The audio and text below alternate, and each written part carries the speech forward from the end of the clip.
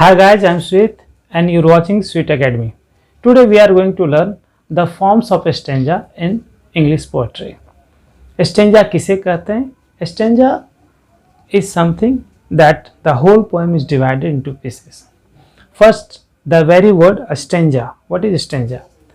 The word stanza has been derived from the Italian word that means room. Stanza का मतलब होता है room. Room क्या है भाई? जब हम लोग हाउस बनाते हैं, घर बनाते हैं, तो क्या होता है उसमें सेवरल रूम्स होते हैं. ये सारे रूम्स मिल करके एक हाउस बनाते हैं. तो house is made of stanza. A house is made of rooms.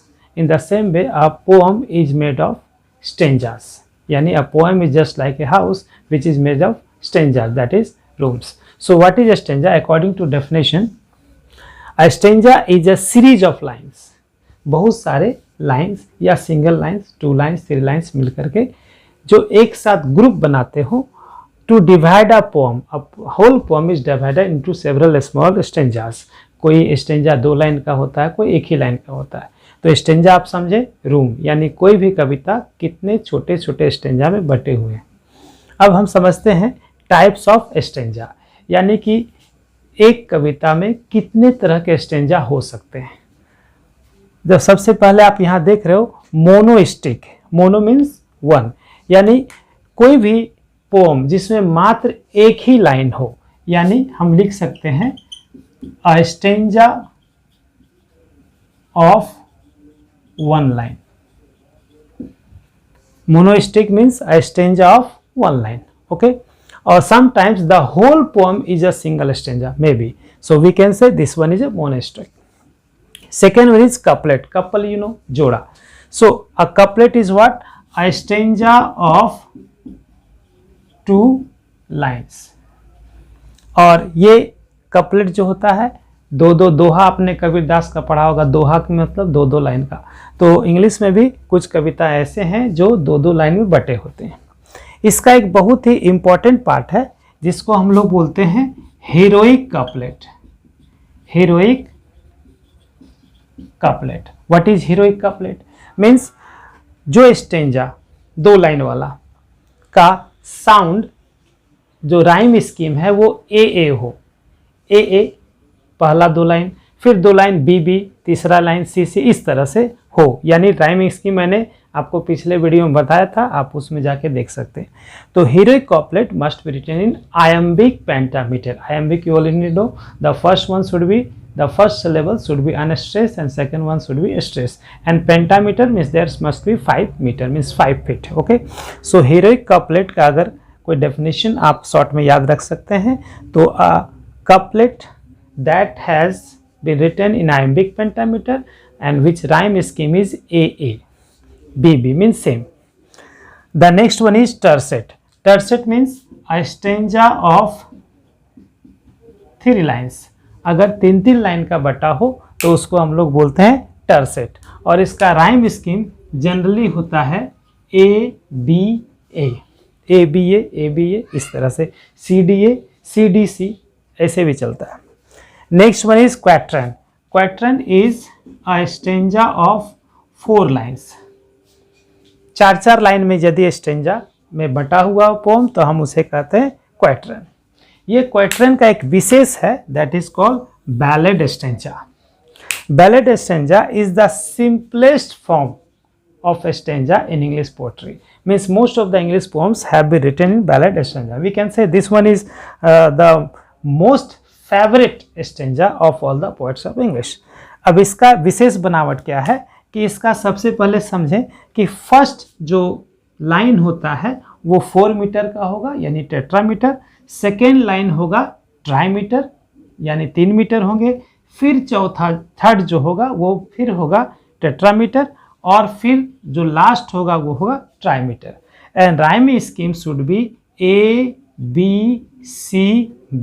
Means the first and the third stanza should be written in tetrameter and the second and the fourth one should be written in trimeter, and the first one's rhyme scheme should be A, here A, then B, then C and B. Means that second and the fourth rhyme scheme should match together. That is called ballad stanza. The next one is Quinton. Quinton means a stanza of 5 lines. कोई भी stanza 5 lines का हो तो हमें से याद रखना है quintain. And this one is very rare in English poetry. You may hardly find this one. Next one is sextet. Sextet और sometimes it is also known as sestet means a poem of a stanza of 6 lines. चलिए आगे बढ़ते हैं. तो अब next है septate. जैसा कि नाम से यह स्पष्ट है कि एक स्टेंजा जिसमें 7 लाइन्स हो. इसका दूसरा नाम है राइम रोयल और we can also call it Chaucerian stanza. नाम से स्पष्ट है इस स्टेंजा में 7 लाइन्स होनी चाहिए और ये लिखा जाना चाहिए आयम्बिक पेंटामीटर में. राइम रोल तो क्लियर है, लेकिन भाई चौसरियन स्टेंजा ऐसे क्यों कहते हैं? क्योंकि आप जानते हैं चौसरियन जॉफ्रे चौसर जो 14th सेंचुरी के महान इंग्लिश पोएट थे और उन्होंने एक फेमस कविता लिखा था द कैंटरबरी टेल्स. उसके कुछ स्टेंजा हैं वो उन्होंने 7 लाइन्स में ही लिखे थे, इसीलिए उन्हें चौसरियन स्टेंजा भी कहा जाता है. और इसका जो राइमिंग स्कीम था वो था A B B C C 1 2 3 4 5 6 7. Next है ऑटवा रिमा. नाम से स्पष्ट है इसमें टोटल 8 लाइन्स होंगे और इसमें भी आयम्बिक पेंटामीटर ही होंगे. ये इटालियन ओरिजिन का है, लेकिन इंग्लिश में इसे सबसे पहले थॉमस व्याट 16th सेंचुरी में इंट्रोड्यूस किया था 8 लाइन्स का. और ये आयम्बिक पेंटामीटर में है और इसका जो राइमिंग स्कीम है वो है A B C C 1 2 3 4 5 6 7 8. Next आते हैं स्पेंसरियन स्टेंजा, यानी ऐसा स्टेंजा जिसमें 9 लाइन्स हो और इसमें भी आयम्बिक पेंटामीटर ही होगा. और इसको इंट्रोड्यूस किया था एडवर्ड स्पेंसर ने. अपनी फेमस कविता उसने लिखी थी द फेरी क्वीन. ये बहुत ही फेमस कविता है जो शायद आपको भविष्य में पढ़ने को मिल जाए. और इसका जो स्कीम था rhyming scheme A B B C C A B B C C. उन्होंने लास्ट जो लाइन है ये सारे जो है 8 लाइन्स तक उन्होंने पेंटामीटर लिखा और लास्ट लाइन को 9वें लाइन को उन्होंने हेक्सामीटर में लिखा, यानी जिसे आप एलेक्जेंड्राइन भी कह सकते हैं, हेक्सामीटर. नेक्स्ट है टर्जारिमा. टर्जारिमा जो है ये 13 लाइन्स की स्टेंजा में लिखी जाती है, एक स्टेंजा ऑफ 30 लाइन्स. और इसको आप देख सकते हैं कि दांते ने लिखा था एक फेमस एपिक जिसका नाम है डिवाइन कॉमेडी लिखा था इसमें, जिसमें 13 लाइन्स थे. और जिसका राइम स्कीम देखिएगा ध्यान से, बड़ा विचित्र है. ए बी ए यानी टर्सेट 3 लाइन करके ए बी ए, फिर इसका जो बी है बीच वाला उससे स्टार्ट किया बी सी बी 3 3 6. अब बीच में क्या है सी, तो सी डी सी. बीच में क्या है डी, तो फिर क्या डी ई यानी 3 3 6 3 9 और 4 13. इस तरह से ये लिखा गया. लेकिन एक हमारे इंग्लिश के भी कवि थे जिन्होंने 14 लाइन्स में टर्जारिमा लिखा. Ode to the West Wind. याद है किसने लिखा? पी.बी. शैली ने. उन्होंने इसमें टर्जारिमा ही लिखा लेकिन 14 लाइन्स का प्रयोग किया, अपना मर्जी. और last but not the least is sonnet. एक सोनेट ऐसे जो ये भी इटालियन ओरिजिन का है. और सोनेट जो लिखा गया था सबसे पहले इटली से ये इंग्लैंड में आया. इटालियन सोनेट जो होता है वो पेट्रार्क के नाम से भी जाना जाता है. पेट्रार्क एक फेमस इटालियन कवि थे 14th सेंचुरी में और 14 लाइन्स की कविता है ये. टोटल 40 लाइन्स आयम्बिक पेंटामीटर में लिखा गया है.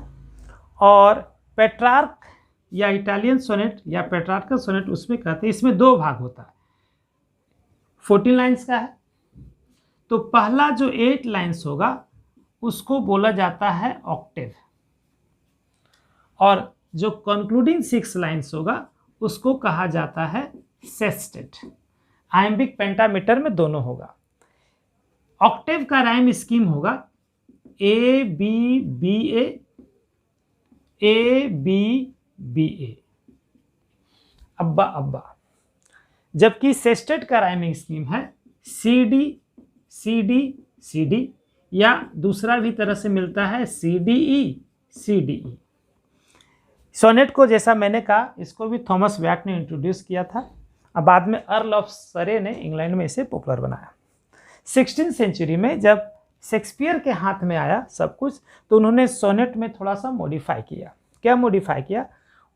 उन्होंने सोनेट को 3 क्वाट्रेंस में बांटा। क्वाट्रेन मीन्स 4 लाइन, 3 4 जा 12, फॉलोड बाय 1 कपलेट। मैं हालांकि सोनेट पर एक स्पेशल अलग से वीडियो बना दूंगा, पूरा सोनेट ही उसमें रहेगा। 3 क्वाट्रेंस और 1 कपलेट। राइम स्कीम में भी उन्होंने चेंज किया। क्वाट्रेन का पहला क्वाट्रेन उन्होंने डाला ए बी, दूसरा क्वाट्रेन डाला सी डी, तीसरा क्वाट्रेन डाला ई एफ, और कपलेट जो था उसका साउंड था जी।